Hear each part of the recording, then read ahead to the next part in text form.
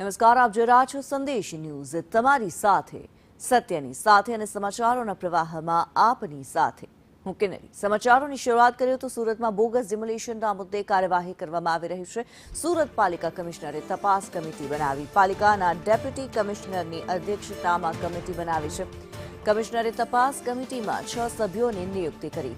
તપાસના નામે કમિટી રચી મામલો થાળે પાડવાનો આ પ્રયાસ છે। ત્યારે તપાસની ડેડલાઇન અને રિપોર્ટ આપવા કોઈ ઉલ્લેખ નથી કરવામાં આવ્યો। કમિશનરને અધિકારીઓ ડિમોલિશનનો રિપોર્ટ આપતા ન હતા। તપાસ કમિટી શું નિષ્પક્ષ તપાસ કરશે કે કેમ તે સવાલ છે। ત્યારે સુરતમાં કતારગામ દરવાજા પાસે નાસિરનગરના ડિમોલિશનનો જે મામલો સામે આવી રહ્યો છે, આ ભૂતિયા ડિમોલિશનમાં કર્મચારીઓની ભૂમિકા તપાસવા માટે એક ખાસ સમિતિની રચના કરવામાં આવી છે। સુરત પાલિકા કમિશનર દ્વારા આ સમિતિની રચના કરવામાં આવી છે। ડેપ્યુટી કમિશનરની અધ્યક્ષતામાં આ 6 સભ્યોની કમિટીની રચના કરવામાં આવી છે। 6 સભ્યોની નિયુક્તિ કરવામાં આવી છે। તપાસના નામે કમિટી રચી આ મામલો થાળે પાડવાનો આ પ્રયાસ કરવામાં આવી રહ્યો છે।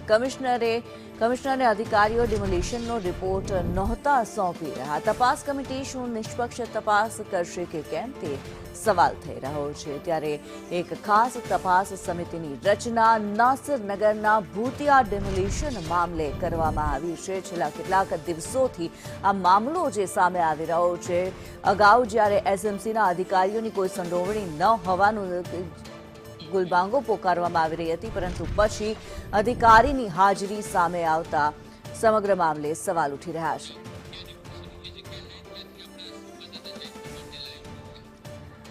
નાસિરનગરમાં ભૂતિયા ડિમોલિશન કરવામાં આવ્યું, આ મામલો હાલ ચર્ચામાં છે અને જયેન્દ્ર પાંડે અત્યારે અમારી સાથે આ સ્થળેથી જોડાયેલા છે। જયેન્દ્ર, નાસિરનગરનો ભૂતિયા ડિમોલિશનનો મામલો હાલ તપાસમાં છે અને હવે એક ખાસ કમિટીની રચના કરવામાં આવી છે, પરંતુ લોકોની પરેશાની પણ ઓછી નથી।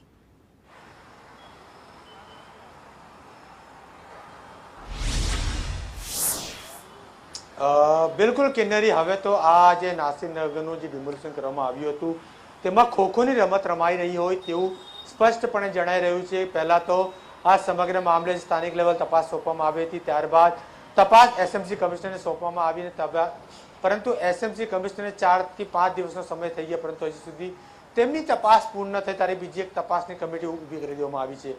તેમાં 2 જેટલા ડેપ્યુટી જે કમિશનરો છે તે ઉપરાંત અન્ય મેયર અને સ્ટેન્ડિંગ ચેરમેન અલગ અલગ પ્રકારના પદાધિકારીઓ છે। હાલ આપણે નાસિરનગર જ્યાં ડિમોલિશન કરવામાં આવ્યું હતું ત્યાં આપણે ઉપસ્થિત છે, જોઈ શકાય છે તે જ પ્રકાર સ્થિતિ હજી જોવા મળી રહી છે। જે લોકો છે તે લોકો પોતાનો જે છે ઉપરનો છાત્રો તો ગુમાવી ચૂક્યા છે, પરંતુ હવે આ રીતે મજબૂરીવશ તેઓ અહીં નીચે આ રીતે રહી રહ્યા છે, કારણ કે તેમની પાસે જે ન્યાય નથી મળ્યો ત્યારે તે લોકો આ પરિસ્થિતિમાં રહી રહ્યા છે।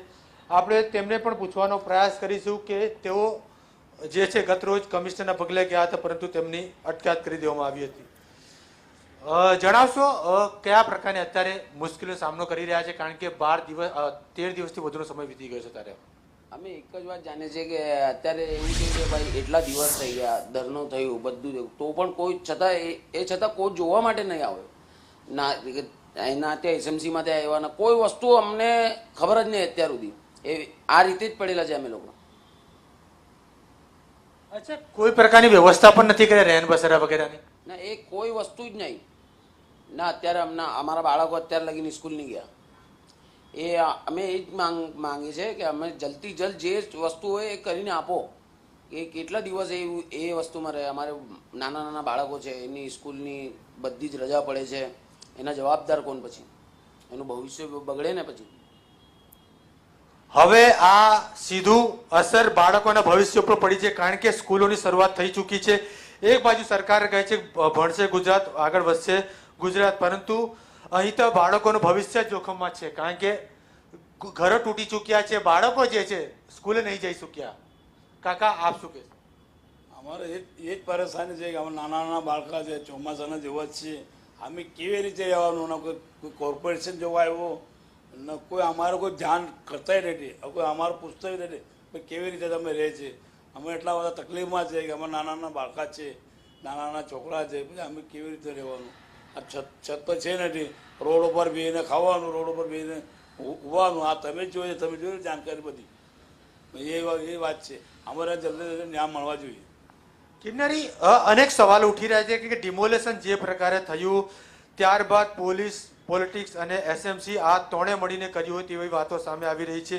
બિલ્ડના ઇશારે વાતો સામે આવી રહી છે, પરંતુ આમાં તંત્રએ બાળકોના ભવિષ્યનું પણ નથી વિચાર્યું, કારણ કે અને તે ઉપરાંત આ લોકો વિશે પણ નથી વિચાર્યું, કારણ કે નજીકના દિવસોમાં જ હવે ચોમાસું આવશે અને આ લોકો ક્યાં જશે? લોકો પાસે છત નથી અને બીજી બાજુ તપાસમાં ખોખોની રમત રમવામાં આવી રહી છે. તો આ અધિકારી તંત્ર અને ખાસ કરીને એસએમસી કમિશનર જો શંકાના દાયરામાં હોય, પોતે પણ કોઈનો ફોન નથી ઉચકતા અને આવે ક્યાંય છે, ક્યારે જાય છે ખબર નથી પડતી. જ્યારે સંદેશ ન્યૂઝની જે એચએસની ટીમ પહોંચી હતી ત્યારે આખા એસએમસીમાં સન્નાટો જોવા મળ્યો હતો, કતરોસ. ત્યારે મહત્વની બાબત એ છે કે એસએમસી કમિશનર પાસે એટલો મોટો પાવર હોય છે, એક જ મિનિટમાં તમામ ડિટેલ કરાવી શકે છે, પરંતુ 4 થી 5 દિવસ થઈ ગયા, તેમની પાસે પણ તેમની તપાસનો અંત નથી આવ્યો. કોઈ અધિકારી તેમને ગાંઠતા નથી કે પછી આ શંકાના દાયરામાં હોય અધિકારી તેમને કોઈ ફાઇલ નથી આપતું, કારણ કે આખું ને આખું જે ડિમોલેશન કરવામાં આવ્યું છે, આખું ને આખું ડિમોલેશન વગર નોટિસે કરવામાં આવ્યું. કોના કહેવા મુજબ કરવામાં આવ્યું? પોલીસને એમ કહેવામાં આવ્યું છે કે લાઈન દોરી સર્વે માટે આવ્યા છે, પરંતુ સર્વેના નામે આખું